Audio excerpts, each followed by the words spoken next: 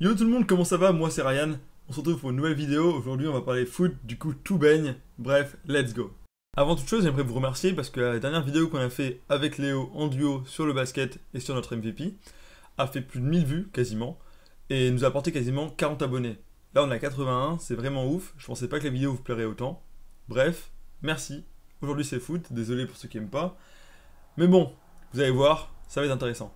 Revenons à nos moutons. Avant le début de saison, je vous avais parlé de 3 clubs français qui avaient fait des mauvais choix dans leur ligne directrice et encore dans leur choix d'hommes. Lyon, Lille et Marseille. Deux de ces 3 clubs, vont avoir un nouvel investisseur ou ont déjà eu, avec Lille, il y a Lopez qui va arriver avec normalement, d'après les rumeurs, Villas-Boas en coach. Et Marseille qui a ramené Rudi Garcia par intermédiaire de McCourt qui a racheté le club. Bon, ça va pas être le sujet de la vidéo, mais ça augure vraiment de belles choses pour le foot français. Revenons à nos moutons. Dans cette même vidéo, je vous parlais du fait que je croyais vraiment en Nice parce qu'ils avaient bien abordé l'après-Puel avec l'arrivée de Lucien Favre et qu'ils avaient fait des choix assez intéressants sur le mercato avec l'arrivée de Balotelli, l'achat de jeunes comme Cyprien ou encore l'essai de relancer Belanda comme ils avaient fait avec Ben Arfa. Bon, j'ai été un prophète parce qu'aujourd'hui Nice est quoi? Premier de Ligue 1 avec 23 buts en 11 matchs, c'est ça? 11 matchs, ouais. Vous pouvez voir, ils viennent de battre Nantes et franchement, ça joue vraiment bien. Du coup, dans cette vidéo, on va parler de Nice. Ouais, t'as tout compris. Bon, maillot rouge et noir. J'avais pas le maillot de Nice, c'est Flamengo, ça ressemble. On est là. Nice se voit aujourd'hui comme une place forte du foot français. Et on va voir aujourd'hui 5 raisons pour lesquelles Nice va pas faire la même erreur que Lille, ou alors Lyon, Saint-Etienne et d'autres clubs qui ont essayé de monter et qui ont vu leur ascension s'arrêter d'un coup. Bon, la première raison, elle va pas être sur le terrain, ni au niveau du coaching, elle va être chez les dirigeants. Bon, pourquoi on va parler des dirigeants? En premier, la meilleure raison qui fait que Nice est arrivé où ils sont, c'est Jean-Pierre Rivière. Jean-Pierre Rivière, qui c'est le président de l'OGC Nice. Il a racheté le club en 2011, oui 2011, et il en a pris la direction. Il a tout de suite dit qu'il comptait pas mettre des millions d'euros sur la table. Il a juste remis les caisses à zéro, des caisses qui avaient 12 millions de déficit, il les repassé au vert, ce qui a aidé le club par rapport à la DNCG. Ensuite, il a œuvré pour la construction du nouveau stade. Bon, l'Alliance Rivera, c'est pas lui qui a fait tout, hein. Il y a des fonds privés et des fonds publics. Mais il a aidé à ce que ce nouveau stade soit créé. Ensuite, il a fait des super choix de coach. Bon, à part en 2013-2014, ou en 2014-2015, où ils finissent 17ème, cric-crac, ils ont failli descendre. Un bilan positif avec 2 fois 4ème championnat, du coup ça veut dire 2 fois des compétitions européennes. Les autres fois, il a fini dans le ventre mou de championnat, ce qui est pas mal pour Nice à l'époque. Et aujourd'hui, il a recruté un top coach après Puel. Ce top coach, c'est qui? C'est Lucien Favre. Bon, vous avez compris depuis plusieurs vidéos, je suis fan de ce type. Ce mec a quand même été 3 fois meilleur entraîneur de Bundesliga. Mais bon, on va en parler après. Il a aussi fait des choix très forts par rapport aux joueurs, en essayant de relancer, par exemple, Ben Arfa. Et ensuite, le mec veut passer la main. Et il a augmenté le fonds d'investissement en ramenant des investisseurs chinois et américains dans tout ce qui est financement du club. Bref, un top président. Deuxième raison, c'est le fait que l'équipe est une équipe très jeune. 23,2 ans de moyenne, j'ai fait calcul, à la calculette. Et ouais, tu peux croire en ce que je te dis.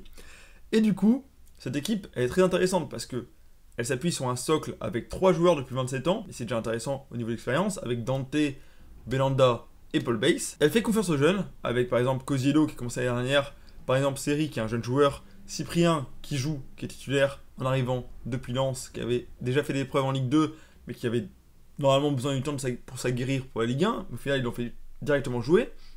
Leur gardien, par exemple Cardinal, qui est aussi jeune, c'est une équipe, elle est intéressante d'avoir joué parce que tu peux voir la progression des joueurs. Il y a une, entre guillemets, plus-value qui peut se faire, qui fait qu'en fait, chaque année, même s'ils se font dépouiller de leurs meilleurs joueurs, ils peuvent garder les joueurs et un socle qui fait que l'équipe reste compétitive.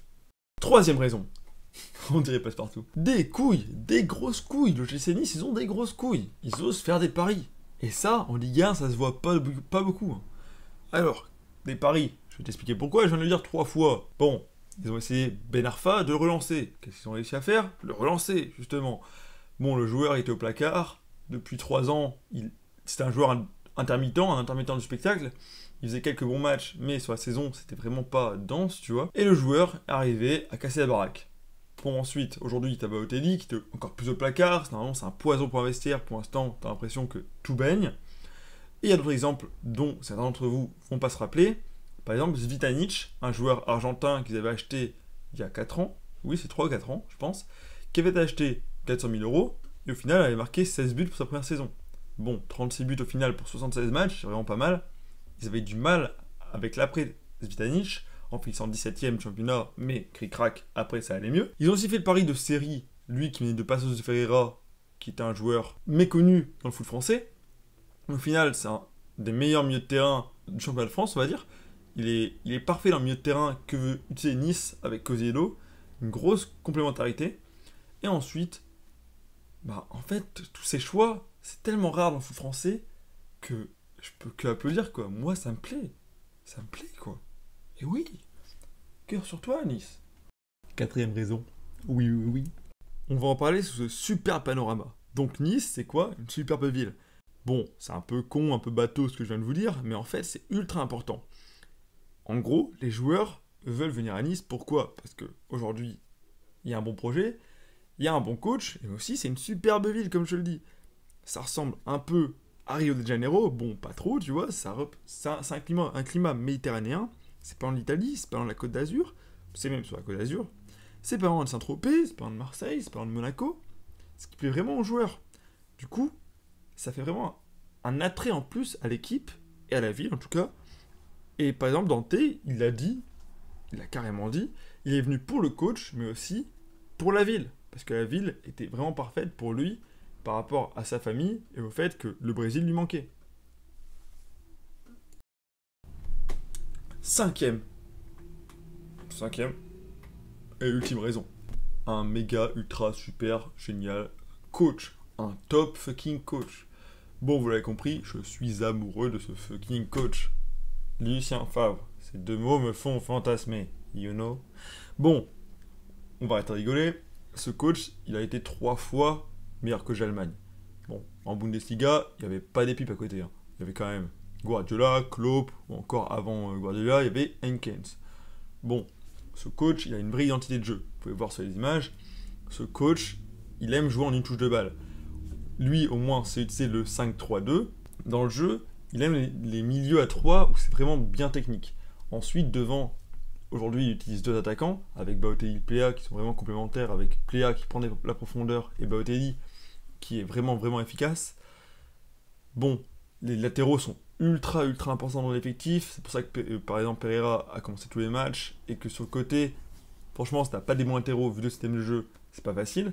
Mais lui, ça a pris du temps pour que l'équipe comprenne son système de jeu, mais aujourd'hui, ça tombe vraiment bien, ça joue bien. C'est une des équipes de Ligue 1 qui joue le mieux. Et en plus, elle est attrayante. 2,3 buts de moyenne, je pense. Ouais, 2,1 buts de moyenne, c'est ça. À peu près 2 buts. C'est pas mal en Ligue 1. Avec en plus un rythme de champion avec 2 points par match. Sûrement champion d'automne, il reste quelques matchs avant la trêve. Le club, il est vraiment bien parti. Lucien Favre, top coach de la première partie de saison. Le coach de l'année pour moi, si, pour une fois, le corporatisme français n'a pas été suivi, quoi. On a pris un coach étranger. Bon, Suisse, c'est pas loin, tu vois. C'est pas encore un Allemand, c'est pas encore un Espagnol. Bon, l'Espagnol, on l'a pris à Paris. Mais bon, je prends pas Paris comme un club français de base. Mais en tout cas, c'est déjà un premier pas. Pour une fois, on ne prend pas Roger Girard après Puel. Après que t'aies mis les bases, tu polis un peu le diamant, tu vois quoi? Maintenant, c'est ça. Double pouce. Double pouce. En tout cas, voilà 5 raisons pour lesquelles Nice va devenir une place forte du foot français. En tout cas, si t'es d'accord avec la vidéo, tu lâches un like, comme d'hab. Ensuite, si t'es pas d'accord, tu vas mettre un commentaire, on va en discuter. Si t'as d'autres raisons, tu mets un commentaire. J'adore avoir des commentaires. En tout cas, ça me fait super plaisir de faire cette vidéo. Moi, je kiffe ça, pour l'instant je continue. On monte vite, on monte bien. J'adorerais passer à 100 abonnés avec cette vidéo. S'il vous plaît, s'il vous plaît. S'il vous plaît, 100 abonnés, s'il vous plaît. Sur ce, abonne-toi si tu as kiffé ce qu'on fait, si tu kiffes ce qu'on fait. Ensuite, si tu peux et si tu veux, viens nous suivre sur la page Facebook qui est dans la description. Et sur ce, à la semaine prochaine pour une nouvelle vidéo basket et foot. Et peace out.